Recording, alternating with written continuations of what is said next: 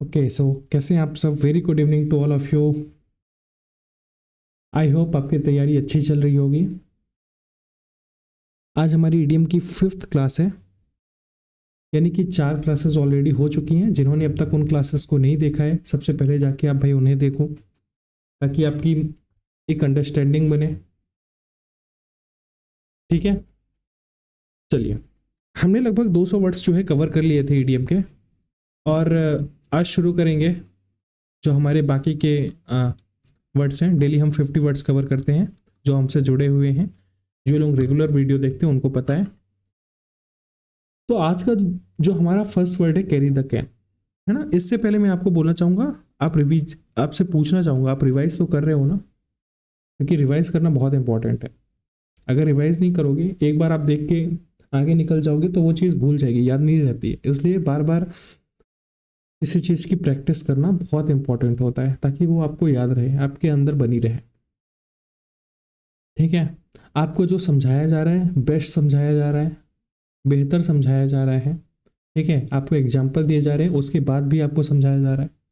ठीक है, तो आई होप कि आप लोग जो है वो कर रहे होंगे, मेहनत प्रैक्टिस कर रहे होंगे। चलिए शुरू करते हैं। आज का फर्स्ट ईडीएम क्या है? Carry the can. एग्जाम्पल देखते हैं सबसे पहले। Despite being a team effort, है ना। टीम एफर्ट था किसी चीज़ में, लेकिन उसके बावजूद he had to carry the can. Carry the can क्या है? ईडीएम है। When the project faced setbacks. Setback होता है किसी चीज़ का असफल होना, कोई चीज़ फेल हो जाना। ठीक है, यानी कि प्रोजेक्ट क्या हुआ, टीम एफर्ट लगा, प्रोजेक्ट में टीम एफर्ट लगा, लेकिन वो असफल हो गया, है ना। तो ही कोई पर्सन है, he had to carry the can, है ना। यानी कि उसने कुछ लिया। क्या लिया? उसने जो है जिम्मेदारी ली। ये प्रोजेक्ट जो असफल हुआ है उसकी उसने क्या ली? जिम्मेदारी ली, है ना। यानी कि अगर कोई आपसे गलती हो जाए या आप असफल हो जाओ किसी चीज को लेकर, तो उसकी जिम्मेदारी जो है अपने ऊपर ले लो। ये होता है कैरी द कैन, है ना। To take the responsibility,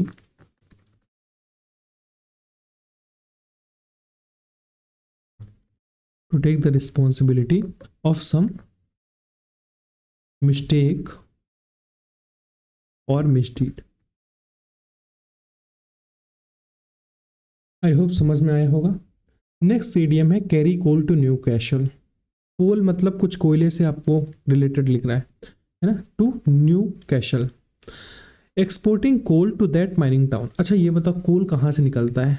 coal mining town से ही तो निकलता है ना। जहाँ पे कोयला खूब सारा होगा और वहाँ पे आप माइनिंग करेंगे जिस जगह पे, तो वहीं से तो कोयला निकलेगा। अच्छा ये बताओ, अब वहीं से आप कोयला निकाल रहे हो, है ना, और वहीं पे कोयला आप डिस्ट्रीब्यूट कर रहे हो, तो कुछ मतलब निकला क्या?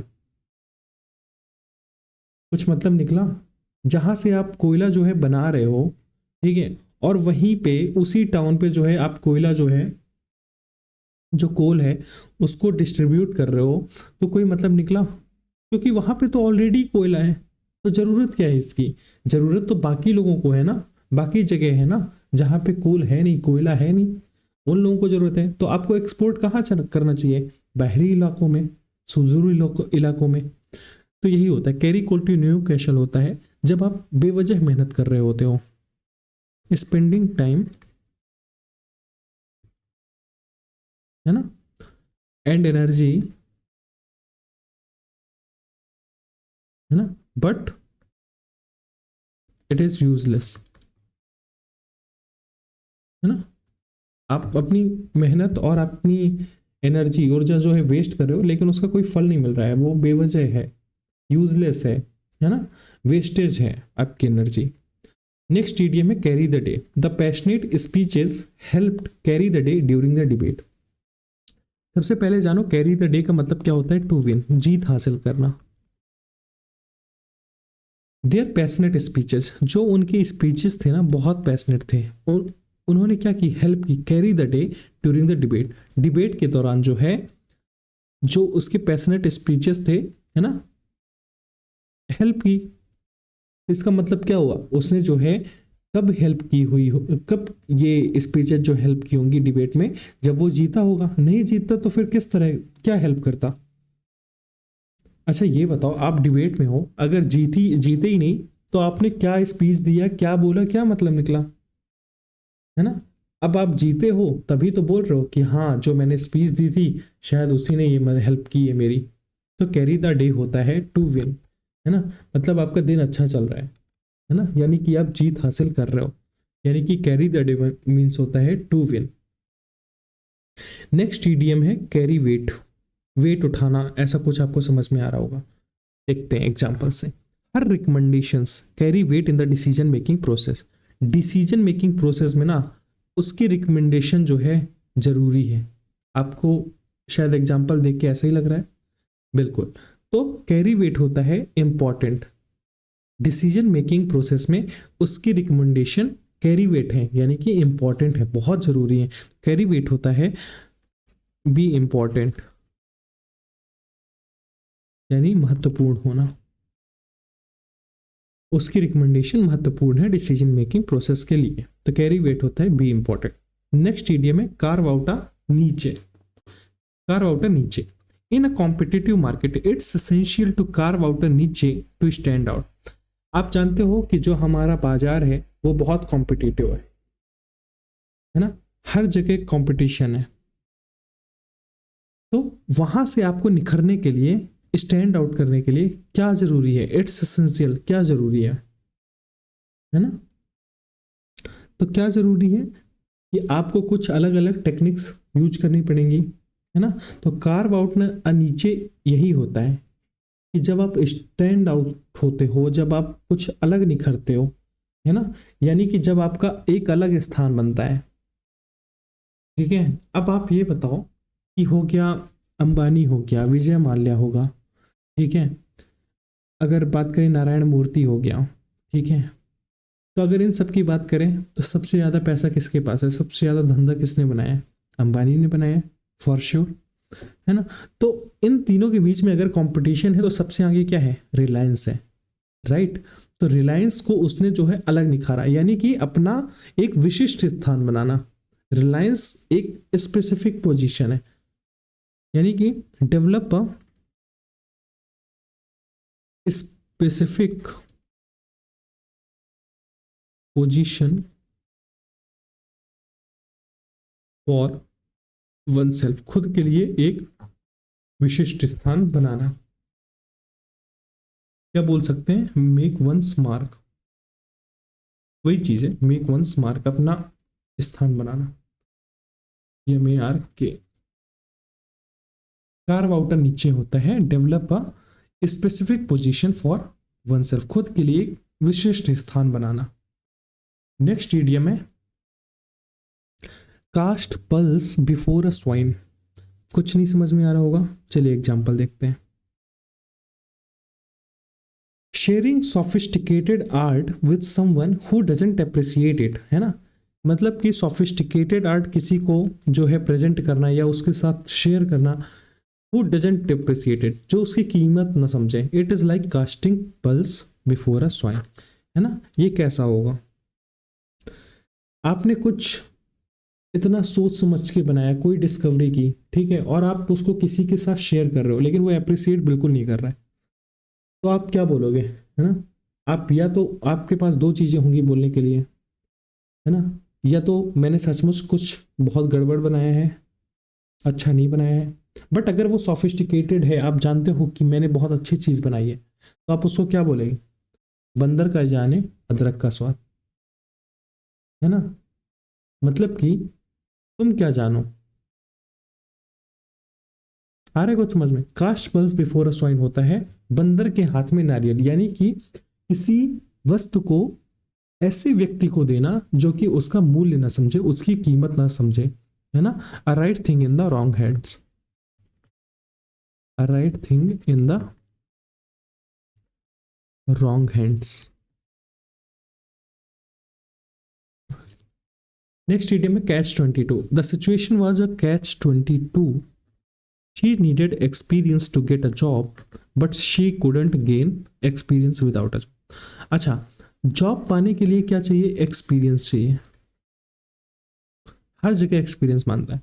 लेकिन बताओ क्या बिना एक्सपीरियंस अगर किसी के पास नहीं है तो उसको जॉब मिलेगी, यानी ऐसा बंदा कैसे फंसा हुआ है, आजकल यही हो रहा है, आईटी की दुनिया में यही है ना। जो बंदे फ्रेशर आते हैं उनको जॉब ही नहीं मिलती है, एक्सपीरियंस मांगा जाता है। जब तक आप उसको जॉब नहीं दोगे तब तक एक्सपीरियंस कैसे होगा भाई। तो फ्रेशर को आपको एक जॉब तो देनी ही होगी।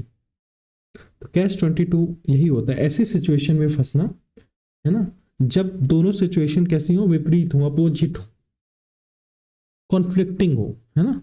तो कैच 22 होता है a difficult situation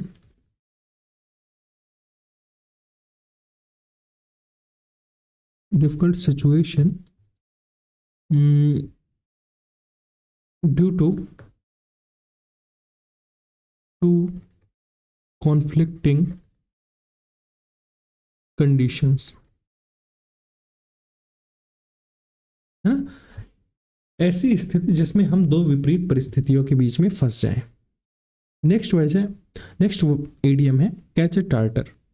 challenging him in a debate proved to be a mistake, है ना। उसको डिबेट के लिए जो है चैलेंज कर लेना, ये एक मिस्टेक है, यानी ये एक गलती साबित हो रही है। He was a Tartar when it came to argumentation. जब आर्ग्यूमेंटेशन की बात आ जाए, विवादों की बात आ जाए, है ना, तो वो क्या हो जाता है, ही वॉज अ टार्टर। तो इसका मतलब क्या हुआ, तो ऐसा बंदा कैसा है, ऐसा बंदा ऐसा है, जो बंदा टार्टर होता है वो कैसा होता है, यानी कि उसके पास ताकत है ना, कि वो सारी चीजें जो है निकाल लेगा। कैच अ टार्टर यानी कि to encounter a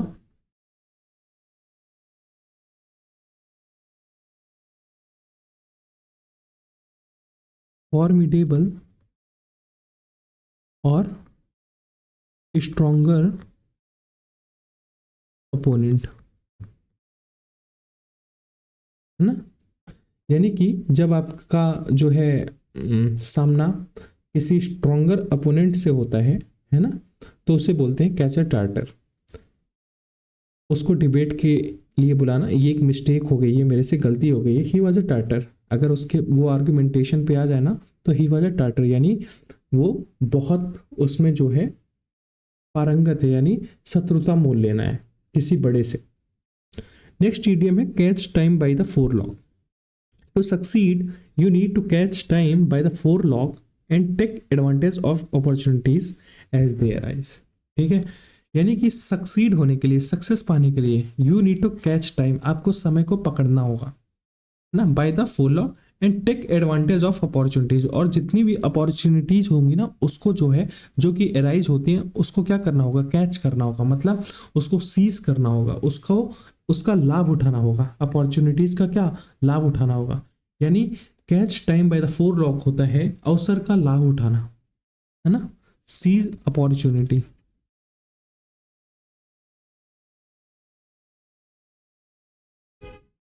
next idiom है chapter and verse. He knew the policy details chapter and verse explanation it thoroughly, ना, वो पॉलिसी को कैसे जानता है, बहुत अच्छे से जानता है, और वो इसे एक्सप्लेन करेगा, है ना, क्योंकि वो अच्छे से जानता है, उसकी सारी डिटेल्स उसे ही पता है। तो चैप्टर एंड वर्स यानी कि आपको सब कुछ पता होना, यानी आपके पास सही जानकारी है, एकदम सटीक जानकारी है, फुल डिटेल है, फुल डिटेल होता है चैप्टर एंड वर्स। ठीक है, full detail about something. Next idiom है chew something over. Before making a decision it's good to chew things over and consider all aspects. यहाँ पे आपको समझ में आ रहा होगा कि डिसीजन बनाने से पहले जो है हमें हर एस्पेक्ट देख लेना चाहिए, यानी कि एक बार सोचना चाहिए, है ना। It's good to chew things over, एक बार उस पर चर्चा करनी चाहिए। तो च्यू समथिंग ओवर होता है कोई डिसीजन लेने से पहले उसके बारे में डिस्कस करना, डिस्कस, है ना, और कंसीडर समथिंग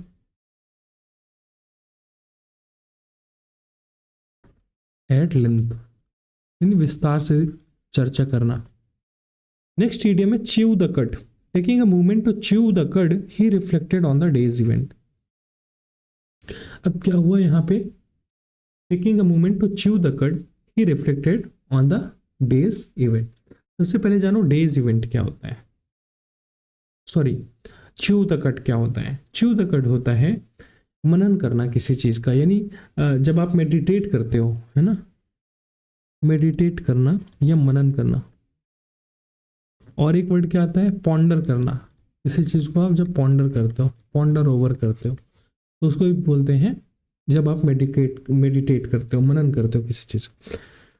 तो यहाँ पे क्या सेंटेंस आ रहा है, taking a movement to chew the cud he reflected on the day's event, है ना। यानी कि उसने क्या किया, मेडिटेट किया, ठीक है, थोड़ा सा समय लेके उसने मेडिटेट किया, और उसने क्या रिफ्लेक्ट किया, जिसमें उसने क्या मेडिटेट किया, जो पूरे दिन की घटना थी उसने उसको जो है मेडिटेट किया, है ना। द डेज इवेंट, जितने भी डे या तो इवेंट हो, है ना, रिफ्लेक्टेड पास्ट टेंस है, तो आज के दिन में जो इवेंट हो चुके थे एक बार उसने मेडिटेट किया, यानी कि शांत मन से सोचा और पूरे दिन की घटना जो जो हुई उसको जो है उसने मेडिटेट किया। नेक्स्ट ईडीएम है chicken out. Faced with the daunting challenge, he decided to chicken out and avoid the risky endeavor. इसका मतलब क्या होता है, daunting challenge faced with, है ना, he decided to chicken out and avoid the risky endeavor. Chicken out मतलब होता है जब आप डर जाते हो, भयंकर डर जाते हो, तो उसको बोलते हैं chicken out. To decide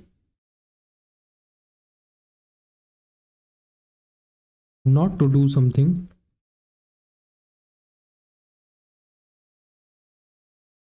because you are too frightened, है ना, मतलब कि आप डर चुके हो और अब आप वो काम नहीं करोगे, है ना। वो समझ गया, वो क्या समझ गया कि इस काम को करने से जो है रिस्क है, इस काम को करने में रिस्क है, इसलिए वो क्या कर रहा है ना, फेस्ड विद, जब उसने एक डॉन्टिंग चैलेंज का सामना किया तो वो समझ गया कि ये सब करना एक रिस्क है, अब मैं ये काम नहीं करेंगे, है ना। तो he decided to chicken out, है ना, अब मैं ये काम नहीं करूंगा, मैं डर चुका हूं। नेक्स्ट इडियम है clam up. When asked about the incident, जब उससे घटना के बारे में पूछा गया, he chose to clam up and remain silent, है ना, वो क्लैम अप हो गया और एकदम चुप्पी, रिमेन साइलेंट, एकदम शांत हो गया, है ना, कुछ नहीं बोल रहा था। तो क्लैम अप होता है यही चीज, क्लैम अप होता है यही चीज, क्या होता है, चुप्पी रखना, चुप हो जाना, to become silent, to become silent, clam up. Next word है, नेक्स्ट ईडियम है cloak and dagger. The operation was conducted with cloak and dagger secrecy to ensure success, है ना। आप सपोज मान लो कि कोई ऑपरेशन हो रहा है, सपोज हमारी जो आर्मी है वो जाके पाकिस्तान में कोई ऑपरेशन कर रही है, किसी ऑपरेशन में, तो वो ऑपरेशन कैसा होता है, आप लोगों ने सबने देखा है कि रात तक कोई खबर नहीं होती, और जब सुबह उठते हैं तो सारे पेपर्स में ये पता चलता है कि भाई हमारे देश के सैनिकों ने पाकिस्तान के 50 सैनिकों को मार गिराया, है ना, इतने आतंकियों को मार गिराया। रात तक कोई खबर नहीं होती, बट सुबह उठते ही ये पता चलता है, यानी कि वो काम कैसे हुआ, बहुत ही सीक्रेटली हुआ, है ना। यानी कि अगर ये बताओ, अगर किसी को बता दोगे आप, है ना, कि आज हम ये करने वाले हैं, मिशन करने वाले हैं, मिशन पे जाने वाले हैं, टेररिस्ट को मारने वाले, तो क्या होगा, टेररिस्ट भाग जाएंगे जब उनको न्यूज को पता चलेगा। इसलिए ऐसा काम कैसे किया गया, बहुत ही सीक्रेटली किया गया। तो क्लोक एंड डैगर होता है जब किसी काम को सीक्रेटली किया जाए, है ना, ऐसी गतिविधि जिसमें रहस्य और गोपनीयता शामिल हो। An activity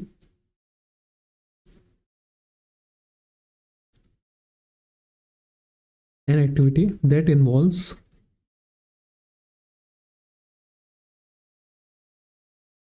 mystery and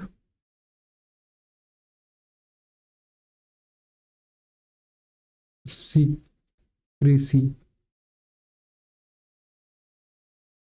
next word है close the book on. After the trial they were able to close the book on the legal matter, है ना। जब ट्रायल हो गया, कंप्लीट हो गया, तो उसने क्या किया, लीगल मैटर जो था उसकी बुक को क्लोज कर दिया। यानी कि किसी काम को जब किसी काम को करना बंद कर देते हो, है ना, ट्रायल कंप्लीट हो गया, तो फिर आप जो लीगल मैटर चल रहा है उसका तो कोई मतलब रह नहीं गया, है ना। तो जो भी आपने जब आपका मीन्स जो भी जज ने डिसीजन दे दिया तो फिर क्या हुआ, केस खत्म हो गया। तो क्लोज बुक हो गई, क्लोज द बुक, है ना। आप लोगों ने सुना होगा किताब खत्म करना, यानी कि किसी चीज को समाप्त कर देना। Stop working on, stop working on. Next idiom है cloven hoof. The discovery of a cloven hoof in the forest spark rumours of a supernatural creatures, है ना। एक discovery of a cloven hoof in the forest spark की जो है इस, अच्छा हाँ, the discovery of a cloven hoof in the forest, ये एक क्लॉज है। और spark rumours of supernatural creatures, एक चिंगारी मीन्स किसी चीज की एक चिंगारी उठी, कोई रूमर उठा, और इससे क्या हुआ, इससे जो है जो वहाँ के सुपर नेचुरल क्रिएचर्स हैं, जो वहाँ के उस जंगल के जो है में रहने वाले लोग हैं, है ना, जानवर हो गए या फिर उस जंगल में कोई आदिवासी रहते हो, है ना, उनके बीच में किसी तरह की एक चिंगारी फैल गई। तो क्लोवन हूफ होता क्या है कि जब आप बुरी नीयत से, है ना, जब आप बुरी नीयत से किसी चीज को फैलाते हो, है ना, र्यूमर फैलाते हो कि इससे जो है किसी का नुकसान हो जाए, उसे बोलते हैं क्लोवन हूफ। यानी कि बुरी नीयत, यानी कि आपका इंटेंशन जो है एविल है, ठीक है, एविल इंटेंशन। क्लोवन हूफ हो गया एविल इंटेंशन। नेक्स्ट इडियम है coin slash mint money.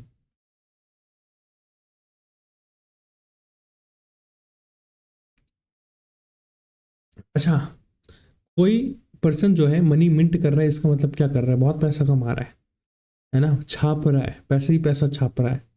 Minting machine आप लोगों ने सुनी होगी। तो वही चीज़ है, investing in real estate, real estate में इन्वेस्ट करना कैसा है ना, can be a way to coin money if done wisely. अगर वाइजली यानी बुद्धिमत्ता से आप रियल एस्टेट में यानी कि जमीन जायदाद जो है आप खरीदते हो, है ना, अच्छी बुद्धिमत्ता से अगर आप उसमें इन्वेस्ट करते हो तो बहुत पैसा है उसमें, अंधा पैसा है, ठीक है, बहुत तेजी से पैसा कमाना, टू मेक मनी रैपिडली, बहुत तेजी से। नेक्स्ट इडियम है cold comfort. Apologise were cold comfort after the significant loss, actions spoke louder than words. अच्छा, यहाँ पे आपको क्या समझ में आ रहा होगा कि कुछ चीज़ जो है लॉस हो गई है ना, कोई सिग्निफिकेंट लॉस हुआ है, यानी कि आपकी कोई महत्वपूर्ण चीज़ थी वो खो गई है। अच्छा ये बताओ, जब आपकी कोई महत्वपूर्ण, सपोज एक अंगूठी है ना, 20,000 की आपके पापा ने आपको अंगूठी दी और जो है वो खो गई। सपोज आपकी एंगेजमेंट हुई और वो खो गई, वो वाली अंगूठी जो आपकी वाइफ ने आपको पहनाई थी, तो उससे क्या होगा, है ना, उससे ये होगा कि आपको बुरा लगेगा, कैसे गुम गई, अपने को कोसोगे, है ना। बट क्या करोगे, एक चीज़ ये भी है कि अब चलो घूम गई तो घूम गई, क्या कर सकते हैं, है ना। तो आप क्या करते हो, झूठी तसल्ली देते हो खुद को कि चलो ठीक है गुम गई तो गुम गई, क्या कर सकते हैं आप। यही चीज़ होती है कोल्ड कंफर्ट, ये झूठी तसल्ली देना। स्लाइट सेटिफ स्लाइट सेटिस्फेक्शन, स्लाइट होता है झूठा, सेटिस्फेक्शन, सेटिस्फेक्शन देना खुद को, कैसा, स्लाइट यानी झूठा सेटिस्फेक्शन देना। कम हेल और हाई वाटर, और कम रेन और हाई वाटर, ठीक है। यहाँ पे हाई वाटर कॉमन दिख रहा होगा आपको ना, ये और ये, और यहाँ पे लिखा हुआ है come hell and come rain. दोनों इडियम का मतलब एक ही होता है, कम हेल और हाई वाटर या फिर कम रेन और high water. She promise to attend the event, उसने कहा कि मैं इवेंट में आऊंगी, है ना, प्रॉमिस किया उसने कि मैं इवेंट में जरूर आऊंगी। कम हेल और high water regardless of any obstacles, कितनी भी मुसीबतें आ जाएं, है ना, कितने भी ऑब्स्टिकल आ जाएं, मैं तुमको प्रॉमिस करती हूँ कि मैं आऊंगी। इसका मतलब क्या हुआ, इसका मतलब ये हुआ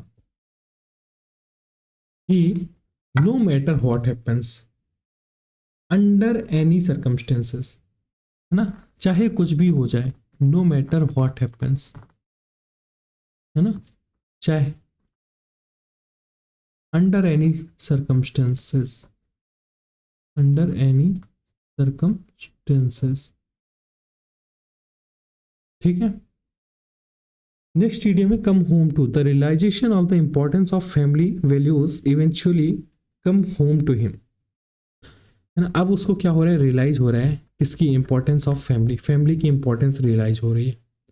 eventually came home to him, है ना। अब उसको जो है फैमिली की इंपॉर्टेंस रियलाइज हो रही है। इससे क्या हो रहा है, कम होम टू, ठीक है, कम होम टू, इसका मतलब होता है कि अब आप जो है स्पष्ट हो गए हो, अब आप इतने बड़े हो गए हो कि अब आपको जो है, अक्सर बड़े होने के बाद में पहले आपको फैमिली जो है नहीं उसकी रियलाइजेशन होती है ना, आपकी फैमिली की। जब तक आपकी फैमिली आपके साथ है, जब आप जॉब करने जाते हो, जब खुद खाना बनाना पड़ता है, तब आपको उसकी रियलाइजेशन होती है, तब आपको उस चीज़ की स्पष्टता होती है कि हाँ फैमिली हमारे लिए कितनी ज़रूरी थी। तो कम होम टू यही होता है, टू बिकम वेरी क्लियर, स्पष्ट हो जाना उस चीज़ को लेकर, टू बिकम वेरी क्लियर, ठीक है। नेक्स्ट इडियम में come of age, turning 18 marked the moment she officially come to age, यानी कि 18 जब कोई मार कर गया उसको बोलते हैं कम टू एज, यानी कि अब वो जो है कानूनी रूप से बड़ा हो गया है, अब आप कुछ भी कर सकते हो, है ना। हमारे जो गवर्नमेंट ने एज दी है 18 की, 18 से जो है आप बड़े हो जाते हो, आपको कई सारे प्रोविडेंसेस मिल जाते हैं, वोट कर सकते हो आप, ठीक है। और भी कई सारी चीज़ें होती हैं जिसके बारे में बताना भी उचित नहीं समझता। सो हमें चूंकि ईडीएम कर रहे हैं यहाँ पे, सो कम ऑफ एज यही होता है जब आप 18 की एज के हो जाते हो, उसको बोलते हैं कम ऑफ एज, यानी अब आप बड़े हो गए हो और कानूनी रूप से आप जो है आप कुछ भी कर सकते हो। तो ऐसी एज जो लीगल है, लीगली एट दैट एज, है ना। अब आप बच्चे नहीं रह गए हो, अब आप बड़े हो गए। नेक्स्ट ईडीएम है come off, the event is scheduled to come off next week. अब देखो कम ऑफ दो तरह से यूज होता है, एक होता है सेपरेट, है ना, एक होता है सेपरेट किसी चीज को अलग करना, और एक होता है सक्सेसफुल। जब कोई इंसान सक्सेसफुल हो जाता है तो उससे भी यूज होता है। तो कम ऑफ के दो यूज होते हैं, जब कोई चीज सेपरेट हो जाए, अलग हो जाए, है ना, तो उसको बोलते हैं कम ऑफ, या फिर कोई अगर सक्सेसफुल हो जाए तो वहां भी कम ऑफ का यूज होता है। The event is scheduled to come off next week, ठीक है। इवेंट जो है नेक्स्ट वीक के लिए शेड्यूल हो गया है, इसका मतलब क्या हुआ, जो इवेंट अभी शेड्यूल था वो अब अलग होके, है ना, वो अगले हफ्ते के लिए शेड्यूल हो जाए।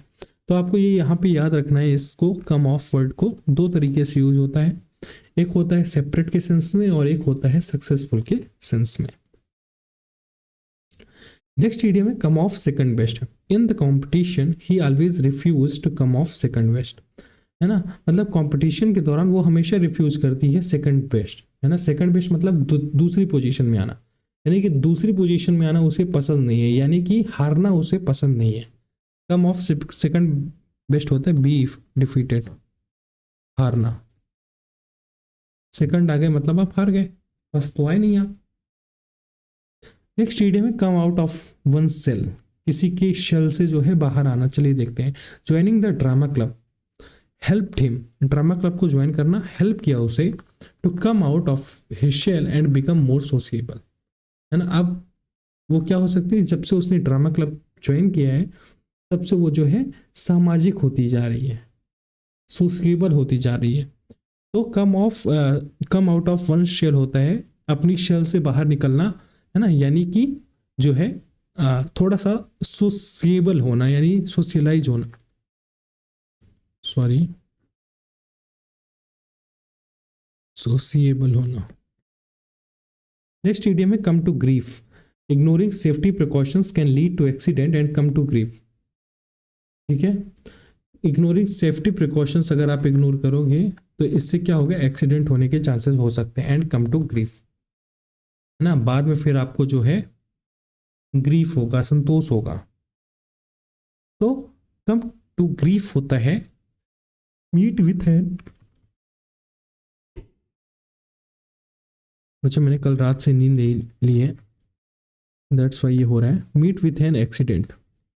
चलिए मेरे खुद के पेपर थे कल, तो मैंने कल रात भर पढ़ाई की थी, इस वजह से थोड़ा नींद आ रही है, फिर भी मैं ये क्लास ले रहा हूँ।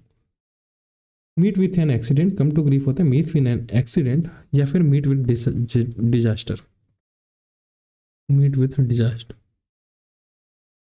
उसको बोलते हैं कम टू ग्रे।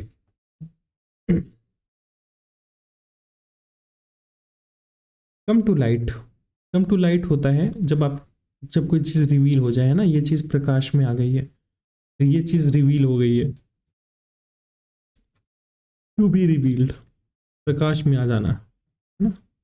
तो स्कैंडल जो कांड हुआ था वो कम टू लाइट, वो अब जो है प्रकाश में आ गया है। After investigation revealed the truth, जब इन्वेस्टिगेशन हुई तो ट्रुथ सामने आया, और जो ये स्कैंडल कांड हुआ था ना वो अब लाइट में आ गया, प्रकाश में आ गया है। आई गेस बहुत माफ़ी चाहता हूँ, लेकिन आज की क्लास नहीं हो पाएगी इससे आगे, क्योंकि मैं बहुत थक चुका हूँ और अभी मैं इस मूड में नहीं हूँ कि आगे चीज़ें आपको समझा पाऊँ। तो अभी ये क्लास हम यहीं पे क्लोज करते हैं, ठीक है। I am very tired, so I have to go to sleep and will continue this tomorrow, ठीक है। तब तक बच्चों आप रिवीजन करना, रिवीजन बहुत ज़रूरी है। मैं बार बार बोलता हूँ, सब कुछ भूल जाओगे, कुछ याद नहीं रहेगा, इसलिए रिवाइज ज़रूर करना है। और ये क्लास जो है कल मॉर्निंग शेड्यूल में कर देता हूँ, अपलोड हो जाएगी। तब तक के लिए आप सबका शुक्रिया। आप लोग वीडियो को जो है लाइक करें, अगर पसंद आई है, समझ में आ रहा है तो कमेंट करें। अगर कोई वर्ड नहीं समझ में आ रहा है, कोई इडियम्स नहीं समझ में आ रहा है, मैं सारे इडियम्स का रिप्लाई दूंगा, सारे कमेंट्स का रिप्लाई दूंगा, ठीक है। और बस इतना ही कहना था मुझे। बाकी चैनल को सब्सक्राइब करना तो आप लोग जानते ही हैं जो नए। चलिए, बहुत बहुत धन्यवाद आप सभी।